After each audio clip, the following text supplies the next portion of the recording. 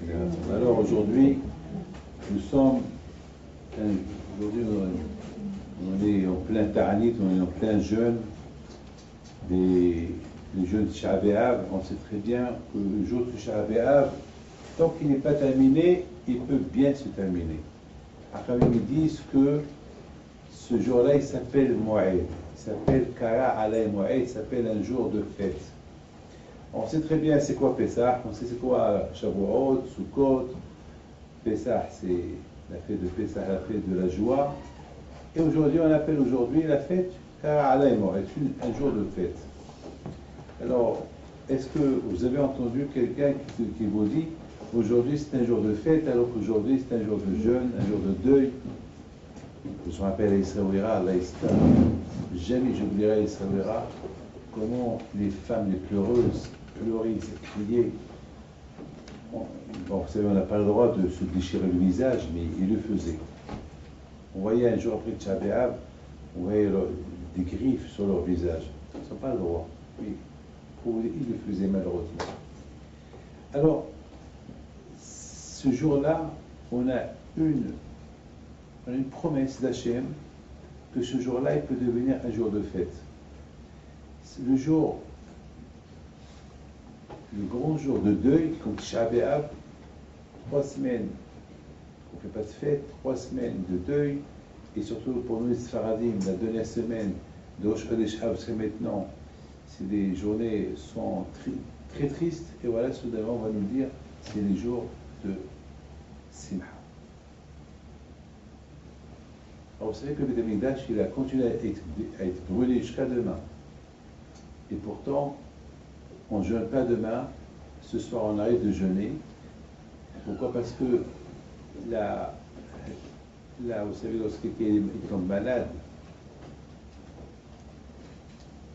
s'il ne prend pas sa maladie à temps, le départ, le début, ça peut être critique. Beaucoup de fois, les médecins vont dire dommage, il fallait venir lorsque ça a commencé. Il y a beaucoup de gens que lorsque la maladie est grave, elle commence chez eux, lorsqu'elle est traitée tout de suite, donc elle peut vivre, la personne peut vivre. Mais si elle n'est pas traitée tout de suite, c'est fini. Donc pour nous, le fait que le Beth Amikdash a commencé à brûler aujourd'hui, donc pour nous c'est aujourd'hui le jour, le drame a commencé aujourd'hui. Donc même que demain, ça s'est éteint demain, mais pour nous, les moments les plus critiques, les plus durs, c'était aujourd'hui, parce que le fait de voir ce feu là-bas au Beth Amikdash, on savait que ça allait continuer jusqu'à demain. Donc c'est la raison pourquoi on va d'après les premiers moments que le Beth Amikdash a commencé à brûler. Il a commencé à brûler à partir d'hier soir, jusqu'à demain.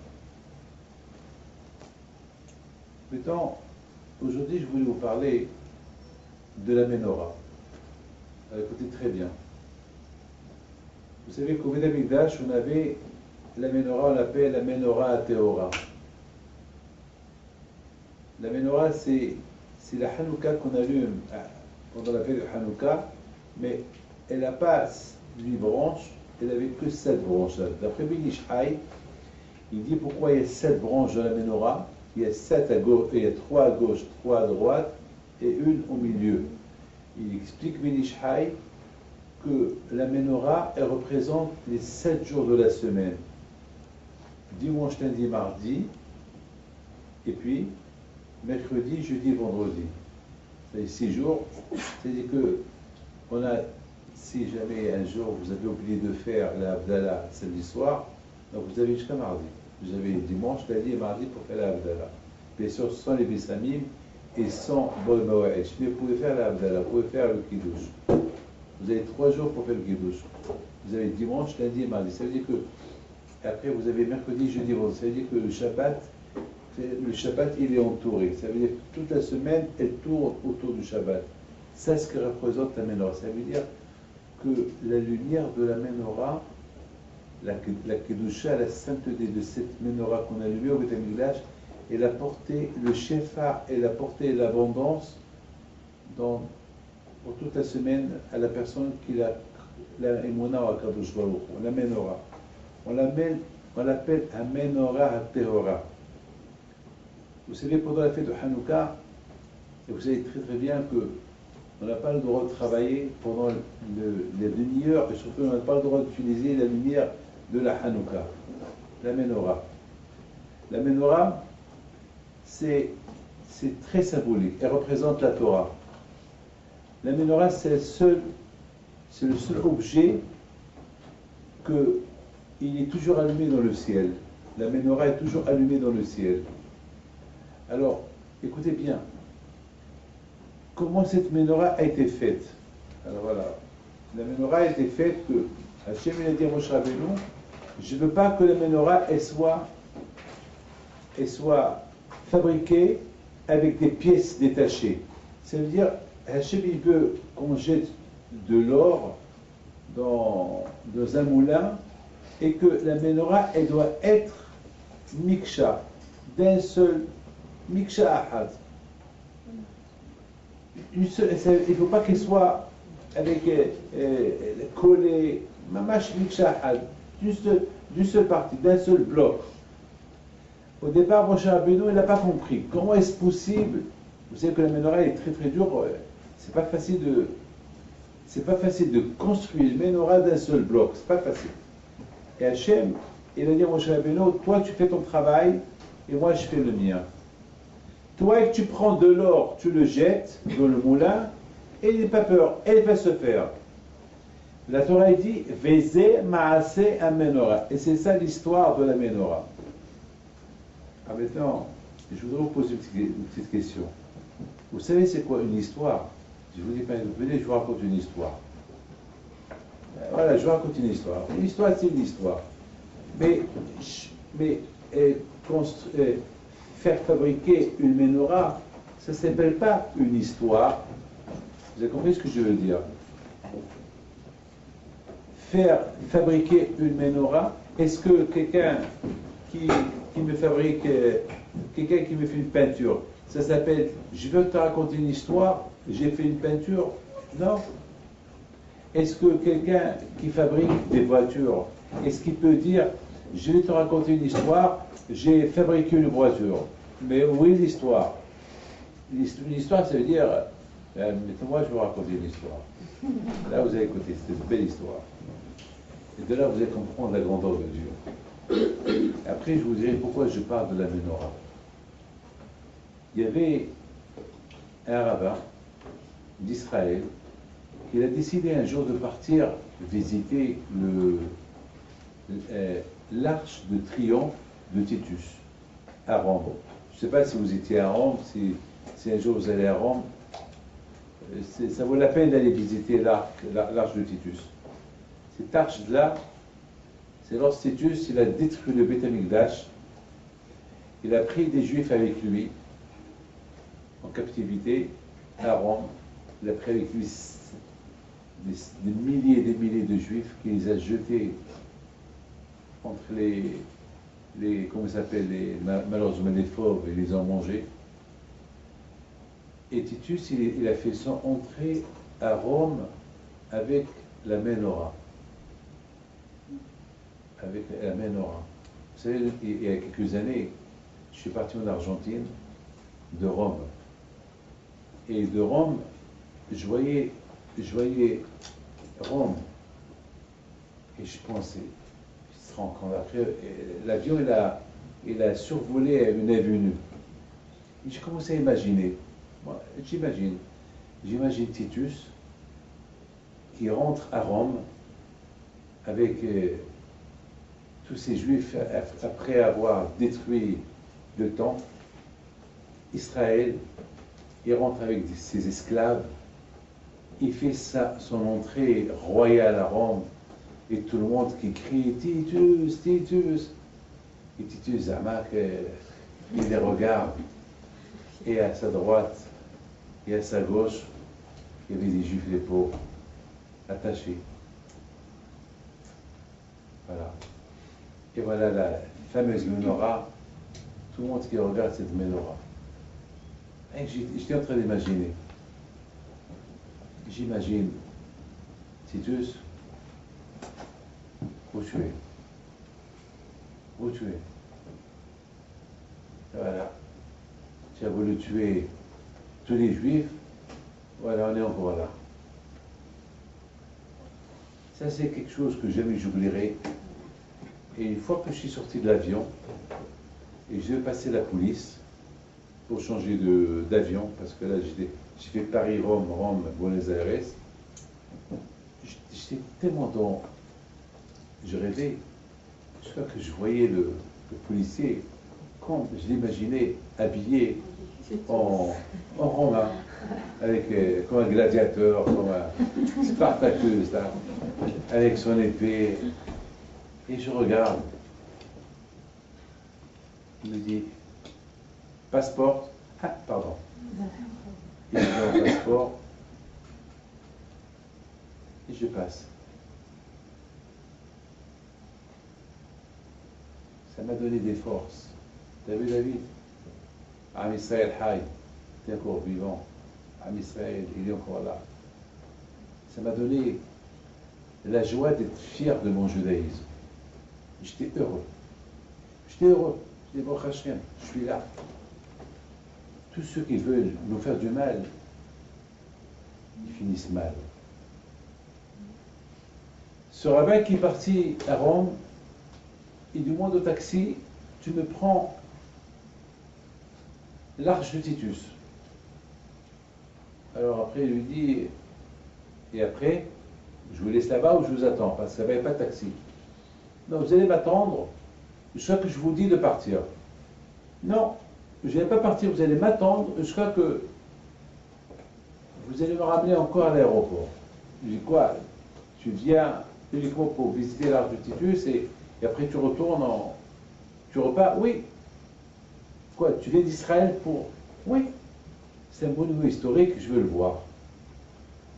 Puis, le juif était là, le rabbin était là, il arrive l'arche de Titus, il la regarde, il observe, il met cette filine, il fait sa prière là-bas. Et vous savez que les Chinois et les Japonais, c'est des gens qui viennent toujours, ils viennent avec, en masse prendre des photos, il reste 2, 3 minutes, 4 minutes.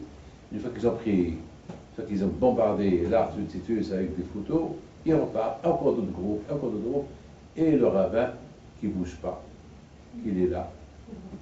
Et le taxi driver, il lui dit, je ne sais pas quelle langue il parlait, mais il lui dit, disons en anglais, il dit alors, il dit écoute, je te paye, toi, tu laisses t'asseoir, au moment que je sens que je suis rassasié de voir cette arche, mais tu peux, je lui dis, ne pose pas de questions, je te paye. Bon. Et à un moment donné, le juif, il dit, il vient avec un grand sourire, il se frotte les mains, il monte le taxi, il dit aéroport.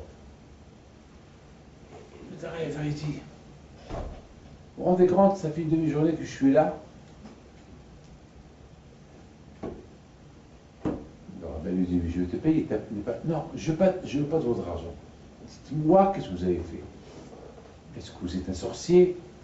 Vous êtes venu faire de la sorcellerie? Qu'est-ce qu'il y a? Qu'est-ce qu'il y a de spécial? L'arche de Titus, qu'est-ce qu'il y a? Je lui dis, mais je te dis, il ne faut pas que tu te poses des questions. Il dit, non, je ne me pose pas de questions, je ne veux pas ton argent. Je suis un goy, je suis un non-juif, je vais apprendre. Qu'est-ce que vous êtes venu? J'ai l'habitude, je viens à Rome, j'amène des touristes, et il vient, il regarde, regardez cette photo que vous avez là, regardez. Je vais la voir.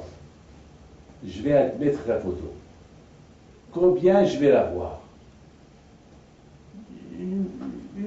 Quelques secondes. Bon, chaque fois que je vais venir, je vais la voir, bien sûr. Mais comme ça, la voir, imaginez que je la vois pendant 10 heures. C'est pas possible. Il n'y a rien à voir.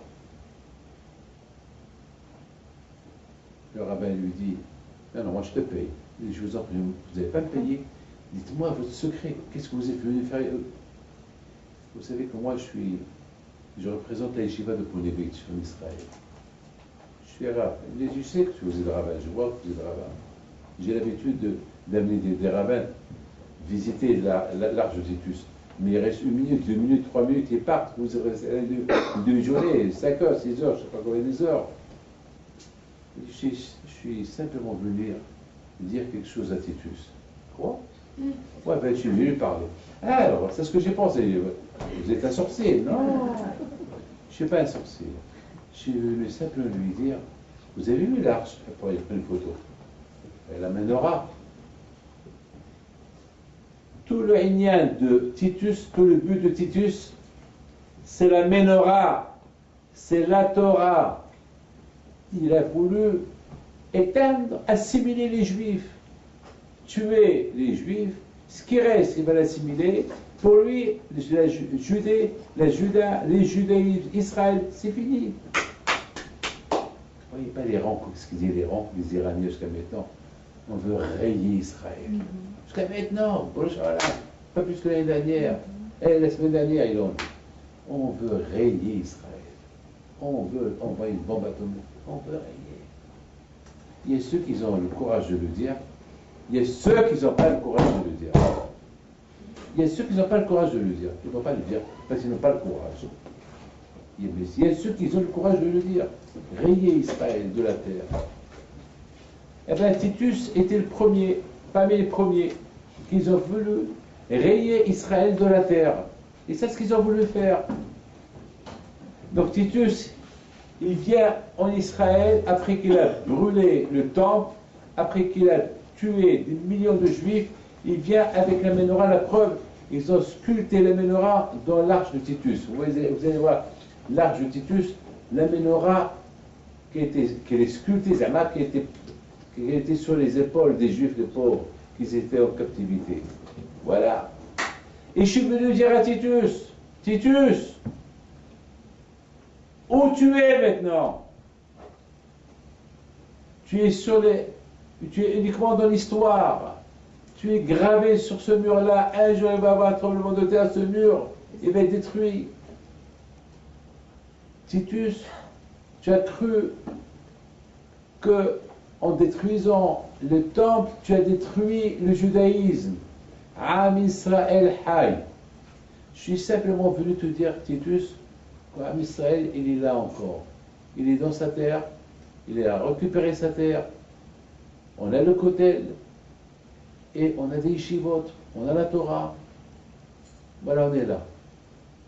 C'est grave ce que je suis en train de vous dire. On est là. Mais c'est quelque chose d'extraordinaire. On est là. On n'est pas là-bas, on est là. Chacun de nous, il est là. Regardez-vous les femmes, avec votre judaïsme, vous êtes en train de jeûner. Vous savez, malheureusement, c'est vrai, le Beth Amikdash, il n'y est plus. Vous allez réfléchir un peu. Pourquoi elle s'appelle la Ménorah? Pourquoi on ne l'appelle pas, je ne sais pas moi, on dirait que le bon Dieu appelait la Ménorah le mot Ménorah. Si vous voyez la lettre de Ménorah, de le mot Ménorah, il y a là-bas la lettre Roma. Rome. Roma. Et il y a là-bas un Noun. Un Noun, c'est la Gematria de 50, qui veut dire quoi? Qui veut dire que sans la Ménorah, sans la Torah, on peut tomber à 50 degrés de Kedusha, de Tom'a, que Dieu préserve. C'est-à-dire que Rome, c'est Rome. Rome, ça veut dire qu'il n'y a que la Torah seule. Grâce à la Torah, l'homme, on peut, Be'ezat Hashem, on peut résister les tentations, les cultures, toutes ces tentations technologiques, tout ce qui est aujourd'hui, qui sont, parce que lorsqu'on dit Edom, Edom c'est Rome, Edom c'est Esav, et si on parle des nations, c'est Edom. Et c'est ça malheureusement, la technologie, tout ce qui se passe aujourd'hui pour influencer le juif, le judaïsme, pour le tomber de la Torah que Dieu préserve, et après que Dieu préserve, vous savez comment les gens ils sont assimilés. Vous savez, à Paris, il y avait des gens, moi je ne parle pas de Canada, je ne connais pas le Canada, mais je vous parle de la France parce que j'habite en France. On dit qu'il y a 600 000 juifs en France. Vous savez combien des juifs ils vont à la synagogue à Kippour? Alors réfléchissez un peu. Les statistiques de cette année, de ce Kippour-là, il n'y avait que 20% qui sont partis à la synagogue. Ça veut dire, avec tous les centaines et les milliers de synagogues qu'on ajoute, des écoles, etc., à peine 20%. C'est tout. C'est tout. À peine, même, où sont les 80%? Vous savez ce qui se passe en France. Malheureusement, on évite, lorsqu'on ne donne pas la menorah à nos enfants, la lumière qui s'appelle la Torah, eh bien, nos enfants peuvent être dans le danger de l'assimilation. Vous savez, il y a eu une fois Baal Shem Tov qui devait traverser un fleuve. Vous savez, en Ukraine, lorsque ça gèle, lorsqu'il fait froid, le fleuve il devient gelé, il devient glace. Une fois Baal Shem Tov, alors les jeunes peuvent marcher. Ils marchent ils traversent en marchant, parce que c'est presque 2-3 mètres de glace. Donc, même les chameaux, les animaux, avec leur calèche, ils traversent la rivière sur la glace. Et voilà, à Baal Shem Tov, ils voient 2 enfants qui jouent. Ils étaient en train de sculpter la Avodah Zara, l'idolâtrie. Alors, Baal Shem Tov dit à ses élèves, vous voyez, lorsque le cœur il est froid, on peut même s'adapter, on peut adapter la Avodah Zara dans le cœur. Lorsque quelqu'un a son cœur froid, c'est quoi froid? C'est quoi froid? Le froid, c'est lorsqu'il n'y a pas la émona. Lorsque on raconte une histoire d'un tzaddik à quelqu'un, il dit, ah bon? Hein? Alors que ça ne lui dit rien. C'est froid. Vous faites Shabbat, vous les femmes. C'est un peu. C'est Shabbat, allez, vous faites un peu. Il y a ce qu'on appelle zrijout, c'est un peu rapide, c'est Shabbat. On fait mitzvah, c'est tout avec rapidité. Lorsqu'on est rapide, lorsqu'on fait une mitzvah, on donne l'importance à la mitzvah. On donne la valeur à la mitzvah. Mais lorsqu'on fait la mitzvah, en dormant, on ne la sent pas. N'importe comment. Cette mitzvah, on ne la sent pas, malheureusement. La mitzvah, on ne la sent pas. Cette mitzvah, elle se fait froide. C'est pour ça qu'il faut la chaleur de la mitzvah. Il faut être enthousiaste de faire la mitzvah. Lorsqu'on fait la mitzvah avec effort, c'est pour ça on compare la Torah au feu. Parce que le feu, toujours, il monte vers là-haut. Toujours le feu, il monte vers. La mitzvah aussi, il faut toujours la faire avec rapidité. De la même façon que le feu, il brûle, la mitzvah, elle doit être d'une manière avec le cœur chaud. Avec le cœur chaud. Avec joie, avec simha. Vous savez, il y a une fois, je ne sais pas si je vais la raconter ou pas, il y avait une fois, il y a quelques temps, il y avait comment ça s'appelle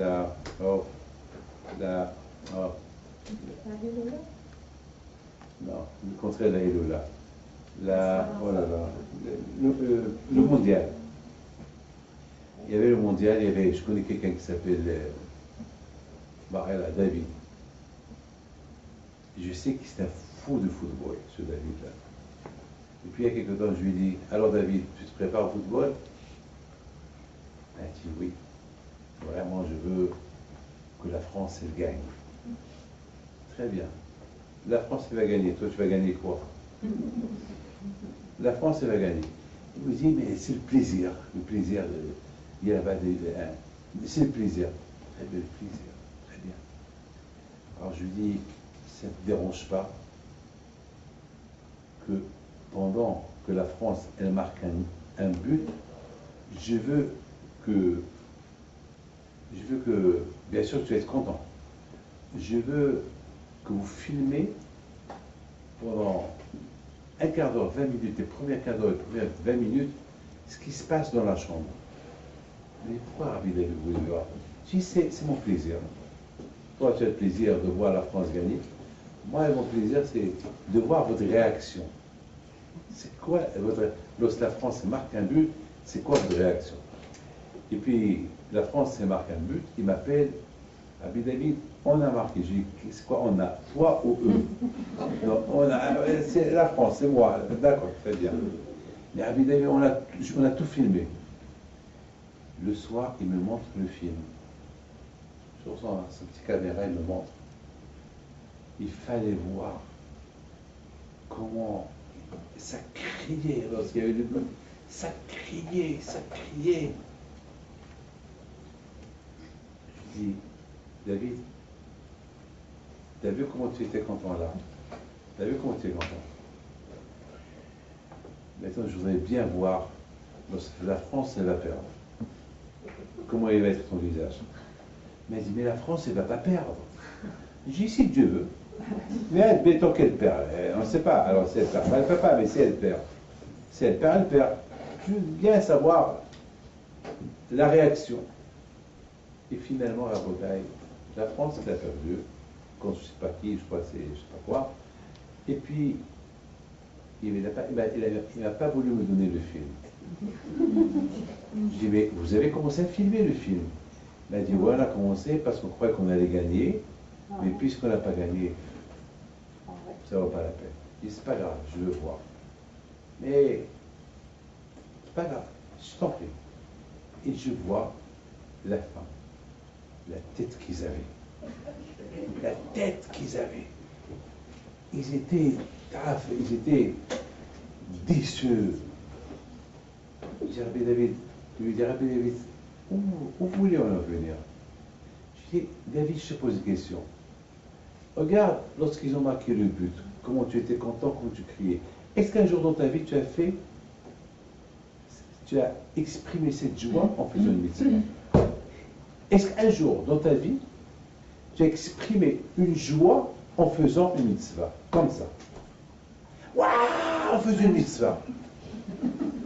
Alors, c'est d'accord, la rabbin qui veut juste, aïe, super. Dis-moi, est-ce qu'un jour tu as fait ça? Est-ce qu'un jour tu rentres chez toi à la maison et tu vois que ta femme elle a fait un bon Shabbat, une belle table, c'est vrai que la joie de voir cette table-là, et qu'un jour tu as fait ça à ta femme? Est-ce qu'un jour tu as dit merci à ta femme pour tout le bien qu'elle te fait? Sachant qu'il était un peu en bagarre avec sa femme, c'est pour ça que je l'ai un peu taquiné comme ça. Toujours tu reproches. Mais maintenant, regarde le deuxième film, lorsque la France l'a perdu. Regarde quelle tête tu faisais. Regarde-toi dans quelle tête, dans quelle tristesse. Je dis ça, après 120 ans dans notre monde, lorsqu'on va te montrer tout ce que tu as raté, toutes les mitzvot que tu as ratées, et tu vas faire une tête comme ça. L'opportunité, l'occasion que tu avais dans ce monde-là de faire des mitzvot, et tu ne les as pas fait. Voilà. À partir de ces deux matchs-là, la France qu'elle gagne, la France qu'elle perd, et toi tu es dans l'histoire. Regarde comment tu étais heureux, regarde comment tu étais content, regarde et réfléchis un peu que jamais tu t'es comporté comme ça en faisant une mitzvah. Ah, pour le football, là où tu ne gagnes rien du tout, tu exprimes une joie extraordinaire. Mais pour une mitzvah, c'est elle qui va t'ouvrir les portes de Gan Eden un jour, après 120 ans. Vous imaginez, mes amis, je voudrais vous dire un petit secret entre nous. Une fois, je suis parti à la yeshiva pour voir un de mes enfants qui venait à un cours de Torah. Et j'étais heureux d'entendre un de mes enfants qui faisait ce cours de Torah. Il a commencé à parler de moi. Il a dit ce qu'on a appris de papa, c'est que jamais on est rentré à la maison et on a vu papa dormir. Même s'il est fatigué, même s'il arrive d'Argentine, même s'il arrive de n'importe où, jamais il va dormir, il attend jusqu'à qu'on arrive de la yeshiva et après il va dormir. Et quelle est la raison pourquoi il ne va pas dormir? Parce que moi je l'aurais dit. J'aurais dit, écoutez mes enfants, même que je suis crevé, même si je suis vieux, même si je suis fatigué, jamais je dormirai avant vous. Parce que c'est pas normal que vous êtes jeune et vous êtes en train d'étudier et moi je me repose. Donc ça m'a fait plaisir d'entendre un de mes enfants qui parle comme ça. Ça fait plaisir, c'est pour moi ma joie à moi, autant que papa. La joie à mes enfants qu'ils allument la Hanouka. La Hanouka, c'est la mitzvah qui s'attache aux choses importantes. Mes amis, C'est ça. La Torah, lorsque Hachem dit à Moshe Rabbeinu de fabriquer la menorah, la Torah dit Vezeh ma'aseh menorah. Et c'est ça l'histoire de la menorah. C'est quoi, c'est ça l'histoire de la menorah? C'est comme ça que la menorah a été fabriquée. Pourquoi la Torah dit c'est ça l'histoire de la menorah? Parce que la menorah, elle représente des histoires. Elle représente notre histoire. Elle représente l'histoire de chacun de nous, de chaque juif, de chaque famille. Ner ish vebeto. Dans chaque maison juive, il y a une menorah. Et c'est qui la menorah? Ben vous les femmes. Ou vous les papas. Vous savez que dans la menorah, il y a un shamash. Et c'est quoi un shamash? Avec le shamash, on allume. Ça veut dire que vous, les parents, le shamash, c'est les parents.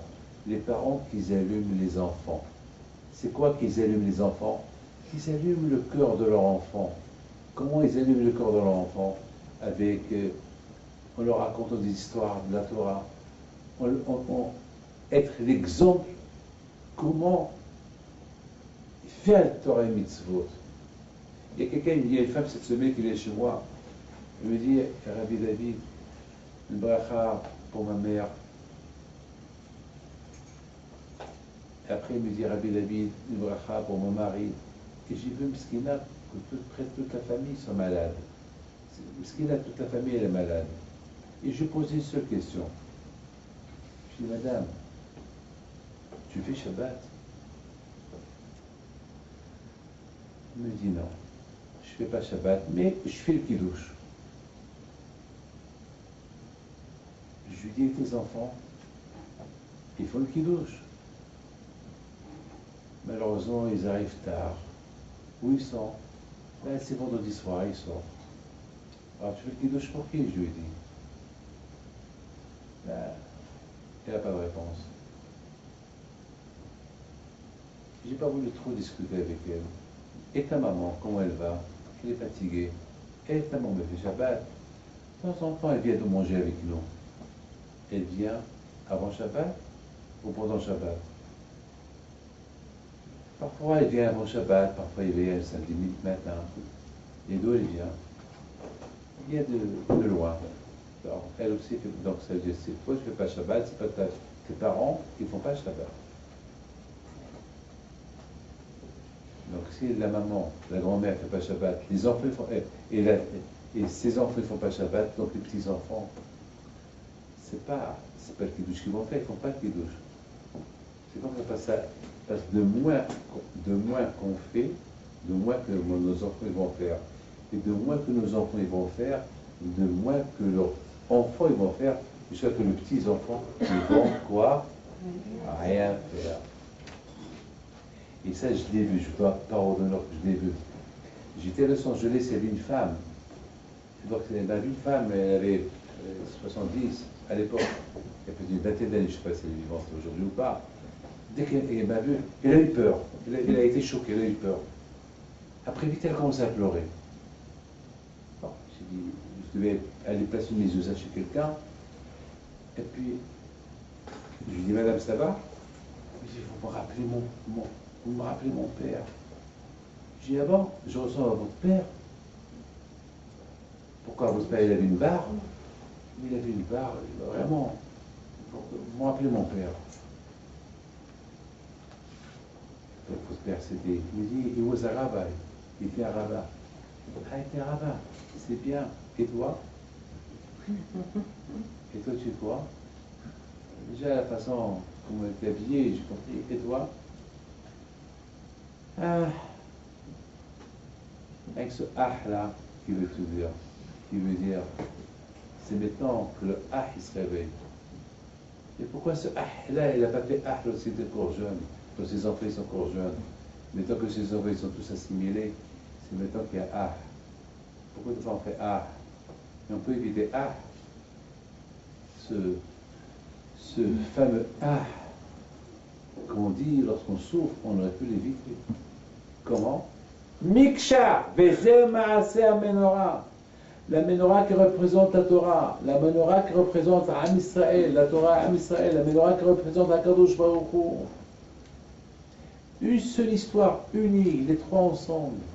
Si on introduit notre histoire, la Torah, parce que mes amis, le judaïsme, c'est une histoire infinie, je répète, le judaïsme, c'est une histoire infinie jusqu'à la venue de Mashiach.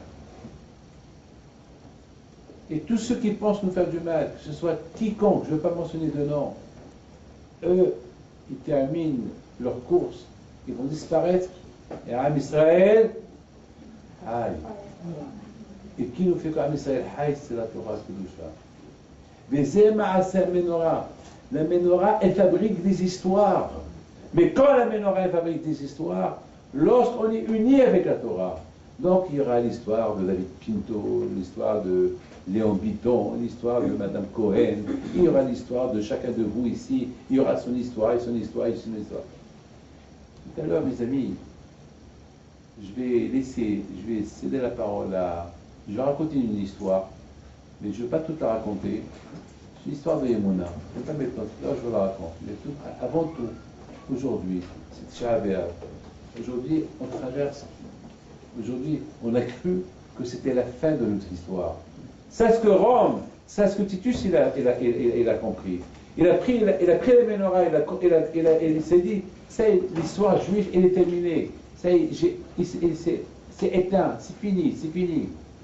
Mais justement, ce rabbin est parti lui dire, non, non, c'est pas éteint. Toi, tu es éteint. Toi, tu as sculpté la menorah dans l'arche, croyant que la menorah, c'est devenu une pierre, que la menorah, elle est éteinte, que la menorah, elle n'existe plus. Voilà, je suis là. Je représente la Torah. C'est moi la menorah vivante. Je suis là. Et toi, tu es nulle part. Tu as disparu, tu es nulle part. Il vient chez moi un juif avec un short. Le jour de... C'était le jour de Shahaber. Il était bien bronzé avec un short. Il rentre à la synagogue. Il voit tout le monde en pleine synagogue, un monsieur bien bronzé. Ah, on voyait ses dents blanches qui étaient là. Et voilà. Et alors, il nous regarde. Il s'est étonné qu'il est venu me voir pour une bracha. Moi, il ne savait pas si... Il voit tout le monde qui est assis par terre. Il se soit par terre. À un moment donné, il commence à pleurer. Et du coup, il a commencé lui aussi à pleurer. Tout le monde, on était dirigé vers lui. Parce qu'il a pleuré, il nous a dépassés. Il pleurait plus que tout le monde. Nous, Zamak, nous, les rabbins, nous, on pleure parce qu'on comprend. Mais lui, attends, bien bronzé. On dirait que le jour de Shahaber même était à la plage. Il pleure, et plus que nous tous. Il crie, en plus il criait, il se frappait. Et en plus, ça lui fallait faire mal parce qu'il portait un short, donc il se tapait les pieds, là, il tapait les jambes. Bon. Et à la fin, on a terminé la prière, on est parti, et tout le monde qui le regarde, il va voir le rabbi David. Il vient chez moi, qu'est-ce qui se passe, mon fils? Il dit, c'est quoi aujourd'hui? Je dis, attends, mais tu as pleuré. Mais tu as pleuré. Pourquoi? C'est quoi tout ça? Il dit, moi, pourquoi tu as pleuré, toi? Ah, pourquoi tu as pleuré? Parce qu'il nous a vu pleurer, on va... Pourquoi tu as pleuré? Il dit, j'ai un grand problème. Ma femme, elle veut me divorcer. Et pourquoi elle veut divorcer? Ben, j'ai tout perdu au casino. Et le peu d'argent qui me restait, je l'ai perdu au casino. Donc, je pleure pour le chagrin, j'ai tout perdu. Toi, tu pleures pour le casino, tu as perdu le casino, tu as perdu l'argent que tu as perdu. Je commence à réfléchir. David, tu te rends compte? Il y a ceux qui pleurent l'argent qu'ils ont perdu, nous on pleure le Beth Amikdash qu'on a perdu. Mais c'est que la différence entre lui et moi, c'est que nous on a l'espoir que Beth Amikdash il va se reconstruire, mais lui il ne va pas récupérer son argent au casino. Voilà, malheureusement, c'est comme ça. Vezé Maasé Amenora. Il ne faut jamais oublier ça. Alors, vous voyez, vous allez étudier la Torah, vous allez lire dans la Torah.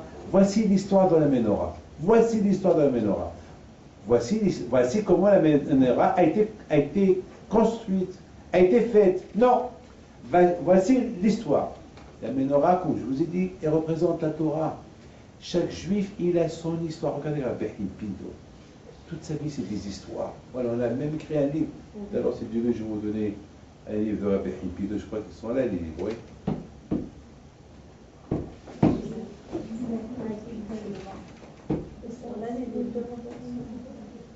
On les a envoyés ce matin ici. Oui, ils sont vendus. D'accord. Tout à l'heure, je vais vous donner un livre, des histoires de Rabbi Pinto, si Dieu veut. Rabbi Pinto, c'est des histoires. Voilà. Rabbi Shimon Bar Yochai, c'est une histoire. Rabbi Yaakov Berser, toute sa vie, c'est une histoire. Rabbi Meir Baal HaNes, toute sa vie, c'est une histoire. Rabbi Daoud Baruch Halash, Rabbi Aaron Ben Diwan, Rabbi Henteb Lomed, toute leur vie, c'est des histoires. Mais qui fait l'histoire? La menorah. Vous savez, mes amis, il y a Napoléon. Vous avez tous entendu parler de Napoléon.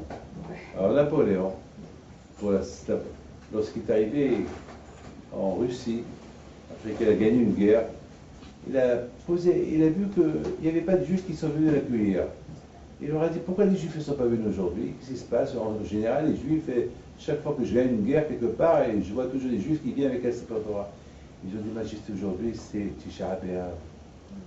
C'est un jour de deuil chez eux.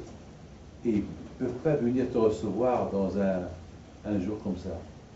Ah bon? Vous pouvez m'appeler le rabbin, que je lui parle, et le rabbin, il arrive. Qu'est-ce qui se passe aujourd'hui? C'est Tisha B'Av. C'est quoi Tisha B'Av? Notre temple a été détruit il y a 2000 ans. Il y a 2000 ans, et depuis 2000 ans, vous pleurez. Depuis 2000 ans, vous êtes assis par terre. Et depuis 2000 ans, oui. Et vous jeûnez, oui. Napoléon, il le regarde. Il dit, si vous tenez pendant 2000 ans, et vous êtes en train de pleurer avec le temple de votre temple, c'est que vous allez encore pleurer votre temple encore 2000 ans. C'est-à-dire que vous avez l'aïmouna, vous avez la foi. Et peut-être un jour vous allez le voir. Ou non? Qui sait? Vezé Maaseh HaMenorah. Lorsque, comment il s'appelle, Yosef Mishita, il est rentré au Beth Amikdash, et je termine avec ça. Yosef Mishita, c'était un homme athée, qui ne croyait en rien. Mais Titus, il avait peur de détruire le temple. Il voulait que quelqu'un, un juif, il rentre au temple premier pour manquer le respect au temple de Beth Amikdash.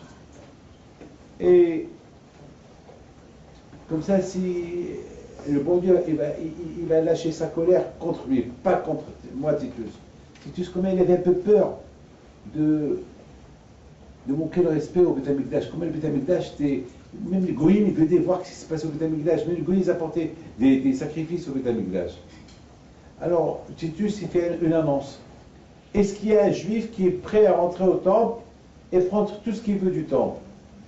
Et je lui donne une belle femme, une belle maison, il va faire partie du Sénat romain, il sera parmi, toujours il sera l'invité d'honneur de Rome, mais il faut que ce soit un juif. Qui va oser? Il y a un juif qui s'appelle Yosef. On l'appelle Yosef Mishita. Il dit, moi je rentre. Rentre. Yosef Mishita, il rentre. Il reste là-bas 1 heure, 2 heures, 3 heures. Donc les Romains, ils ont dit, peut-être il est mort. Peut-être il est en train de trop prendre. Peut-être il faut un chariot pour prendre tout ce qu'il a pris comme butin du Amikdash. Et à un moment donné, voilà, Yosef Mishita, il sort. Avec quoi? Avec quoi? Avec la menorah. Eh oui. Il sort avec la menorah. Si tu lui dis, Youssef, c'est quoi ça? Ben, vous avez dit, Majesté, que je prends ce que je veux, je prends la menorah. Il dit, non, prends ce que tu veux, sauf ça. Parce que ça, c'est le symbole, votre symbole. Ça, c'est votre Torah. Et ça, je vais le prendre à Rome. Parce que qu'est-ce que je vais montrer à Rome? Il faut que je montre à Rome quelque chose qui représente le judaïsme, quelque chose qui représente votre Torah, quelque chose qui représente votre temple. Et ça, je veux ça. Il dit, Majesté, je ne peux pas. Je ne peux pas retourner encore et prendre autre chose. Non, je veux ça. Il dit, ben ça, tu ne prends pas ça. Et si tu ne rentres pas une autre fois, je te tue. Mais de toute façon, j'ai tellement énervé mon Dieu, si tu me tues, ce sera capara pour moi. Et à la fin, Titus Marchimon, il a tué ce Yosef Mishita, qui était un grand rachat. Maintenant, je vous pose des questions. Comment il est devenu tzaddik? Ce Yosef était rachat. Ce Yosef, il croyait en rien. La preuve, il est rentré pour voler, pour prendre, pour transgresser la sainteté du temple. Et soudainement, il sort avec un menorah, il donne son âme, il meurt pour qu'il de Hachem. Qu'est-ce qui s'est passé? La réponse, elle est simple. Vézé, Maasé, à menorah. C'est ça l'histoire de la menorah. La menorah, elle rend les juifs purs. La menorah, elle rend les juifs dans la Teshuvah. La menorah, celui qui la voit, c'est pour ça qu'on dit que lorsque vous allumez les veillées du Shabbat, lorsque vous allumez la menorah à Hanouka, il faut bien la voir. On dit comme ça. On dit que celui qui regarde la lumière de Hanouka, il a des enfants, il a des enfants que jamais ils vont s'assimiler. Mais il faut voir et admirer. Quand tu vois les bougies allumées de Hanouka, tu penses à l'histoire. Tu penses comment les Romains, les Grecs ont voulu assimiler tous les Juifs, ils n'ont pas réussi à la fin. Donc ça t'aide, ça peut aider tes enfants aussi. Donc tu apportes le miracle du passé au présent. Et ça peut aider. Vous savez qu'il y a une femme, c'est un soldat israélien qui raconte ça. Il y a un soldat qui raconte que lorsqu'ils sont entrés dans une maison, il y a une femme qui sort de cette maison, et elle avait une femme kamikaze. Donc ça veut dire que elle était qu'elle tire sur une ficelle, et donc il y avait 2-3 soldats, ils ne pouvaient pas tirer parce que même s'ils tirent, tout va sauter. Alors un des soldats l'a fait chez Israël. Ça s'est passé cette semaine. Cette semaine. Un des soldats, il a fait Shema Israël. Elle le regarde.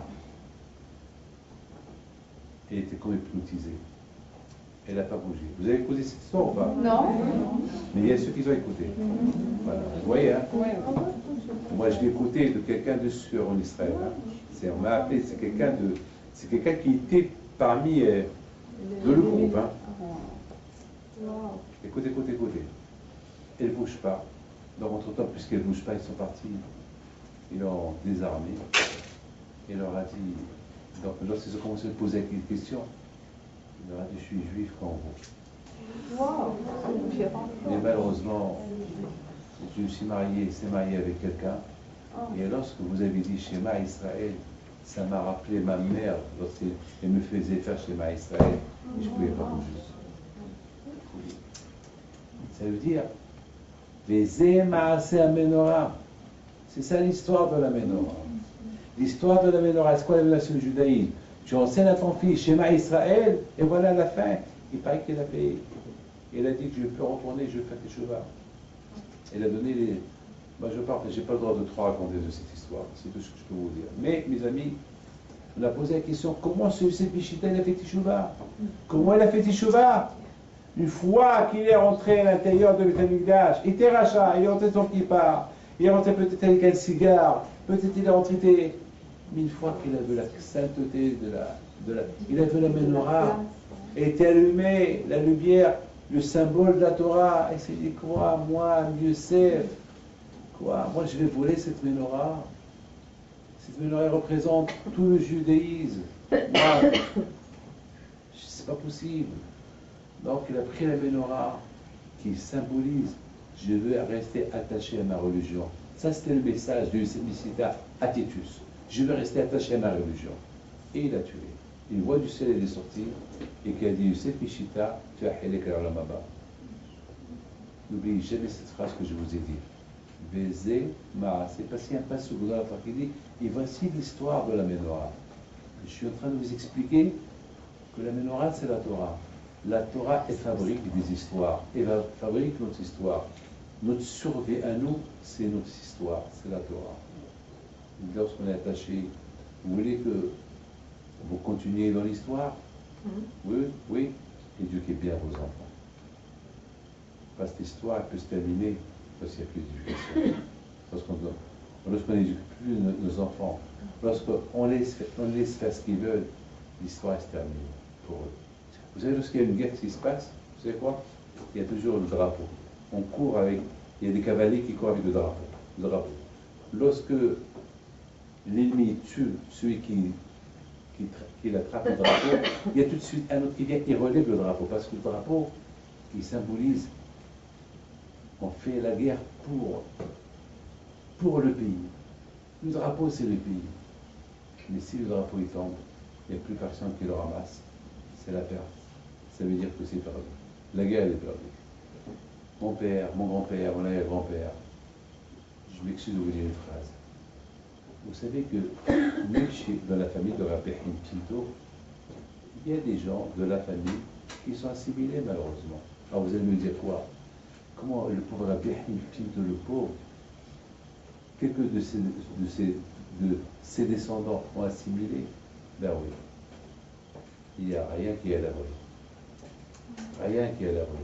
C'est pas parce que je suis Pinto, petit-fils de Rabbi Pinto, petit-fils de Rabbi Yoshua Pinto, et petit-fils jusqu'à David Ameller, ça veut dire que moi je suis protégé, je suis à l'abri. Non. Si je ne fais pas attention, je peux tomber. Regardez ma vie, j'ai une barbe blanche, je ne vais rien dire. Si je ne fais pas attention, je peux tomber. Qu'est-ce que vous croyez? Croyez quoi? Vous croyez que je suis un homme magique, un Superman? J'ai le Yetzara comme tout le monde. On a tous le Yetzara. Moi aussi j'ai envie de ça, et moi aussi j'ai envie de ça, et moi aussi j'ai envie de ça, et moi aussi j'ai envie de... Une fois j'étais dans un avion. Ça c'est une très belle histoire. Une fois j'étais dans un avion. On a survolé, c'était Olympic Airlines, on avait survolé Athènes. Et ma pensée, elle était vers les Grecs. Et j'imagine Athènes, Antiochos, et le miracle, et les Grecs, ils ont voulu assimiler les Juifs. C'est pour ça qu'on fait Hanouka, la fête qu'on n'a pas été assimilé, la fête de la Torah. Hanouka, c'est la Torah, la lumière de la Torah. Et j'ai pensé, et voilà, Monsieur Pinto, oui, on a votre repas kasher. Mon repas kasher. Je dis, kasher? Ouais, votre repas kasher. Vous êtes sûr que c'est kasher? Mais bien sûr que c'est kasher. Super. Kasher. Et je parlais tout seul. Je dis, Hachem, je t'appâche, moi là. Il y a un autre hôtesse qui vient. Ça va, il y a un problème? Je dis, non, il n'y a pas de problème. Simplement, je suis ému, heureux, parce que vous êtes des Grecs. Ça fait très bien. Vous êtes des Grecs. On regarde les deux. Pourquoi? Moi, je suis juif. Je suis juif de France. Et vous êtes d'où? On est deux Grecs. Parce que de toute façon, je ne sais pas si c'était l'avion grec, Olympic Airlines. Vous savez que vos aïeuls, vos grands-pères, vos grands-parents, ils sont venus chez nous en Israël. Ils ont tué tous ceux qui mangeaient le kasher. Et vous, les petits-enfants, vous m'apportez le kasher. C'est pas bizarre? Je rigolais. C'est pas bizarre? Ils se sont regardés entre eux. Ils m'ont pris pour moi. Mais personne ne peut me comprendre. Il ne peut pas me comprendre. Moi, je comprends. C'est cette ménorah-là que mes parents, mes grands-parents, mes aïeuls, c'était une transmission de fils au petit-fils jusqu'à moi, jusqu'à David Pinto. Et David Pinto et ses enfants, et ses enfants. Chaque jour, je dis à mes enfants, et je leur dis la chose suivante. Je dis, vous savez, si votre nom il s'éteint, ça sera que de votre faute. C'est pas moi. Moi, j'ai tout fait pour vous inculquer la Torah. J'ai tout fait pour graver la menorah dans votre cœur. Alors, c'est à vous de la transmettre. Et fait-elle plus que moi. Pas moins que moi, plus que moi. Et c'est comme ça. Donc, avec les deux, Akadosh Baruch Hu, à vous tous, je vous bénis que Akadosh Baruch Hu vous donne la parnassa, bracha, betzlaha, les Pachimi Lovar, les Poachilema, tous les malades, les générations, les biscuits de la Péhit, Pinto, Akadosh Baruch Hu, qui nous apporte Mashiach Tzidkenu, Bimera, Biamim, Amen.